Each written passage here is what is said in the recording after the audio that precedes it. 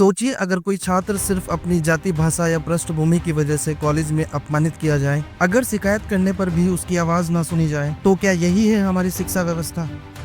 इसी सवाल का जवाब देने के लिए 13 जनवरी 2026 को विश्वविद्यालय अनुदान आयोग यूजीसी एक बड़ा नियम लेकर आया है। नाम है promotion of equity in higher education institution regulation 2026। आज इस वीडियो में हम जानेंगे ये नियम क्या है, क्यों लाया गया, इसके फायदे, विवाद, सुप्रीम कोर्ट तक मामला और इसका असर किस पर पड़ेगा। यूजीसी भारत की उच्च शिक्षा को नियंत्रण करने वाली एक वैधानिक संस्था है। स्थापना 1956, अधिनियम यूजीसी एक्ट 1956, केंद्रीय शिक्षा मंत्रालय यूजीसी का नाम है।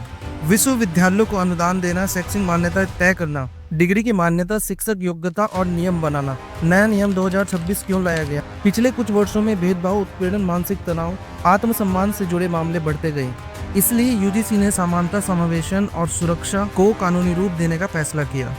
अब हर कॉलेज और विश्वविद्यालय में समान अवसर केंद्र अनिवार्य होगा। यह केंद्र SC, ST, OBC, महिलाएं, दिव्यांग, वंचित वर्ग को सामाजिक और मानसिक सहायता देगा। हर संस्थान में बनेगी इक्विटी कमेटी, भेदभाव की शिकायतों पर निष्पक्ष जांच और समय पर समाधान, संस्थान की जवाबदेही तय करना। अब 24/7 helpline, online portal, time bound action, छात्रों को महीनों इंतजार नहीं करना पड़ेगा। कॉलेज के अंदर ही जागरूकता, निगरानी और रिपोर्टिंग होगी। अगर नियम नहीं माने तो यूजीसी अनुदान रोक सकता है, मान्यता लंबित या रद्द कर सकता है। यूजीसी के नए नियम से जुड़े विवाद। यह नियम सिर्फ शिक्षा तक सीमित नहीं रहा, बल्कि सामाजिक और राजनीतिक बहस का विषय बन गया। भेदभाव की परिभाषा पर विवाद। आलोचकों का कहना है परिभाषा बहुत व्यापक है, मूल्यांकन भी फंस सकता है। शिक्षकों में असुरक्षा का डर, फर्जी शिकायतों की चिंता, झूठी शिकायतों पर स्पष्ट सजा नहीं, सिस्टम के दुरुपयोग की आशंका, समर्थक कहते हैं। डर के कारण पीड़ितों की सुरक्षा नहीं छीनी जा सकती। राजनीतिक और केंद्र राज्य विवाद। कुछ दल इसे सामाजिक न्याय कहते हैं, कुछ इसे पहचान आधारित राजनीति कहते हैं। यूजीसी के नए नियम अब सुप्रीम कोर्ट में है। अदालत देखेगी क्या ये नियम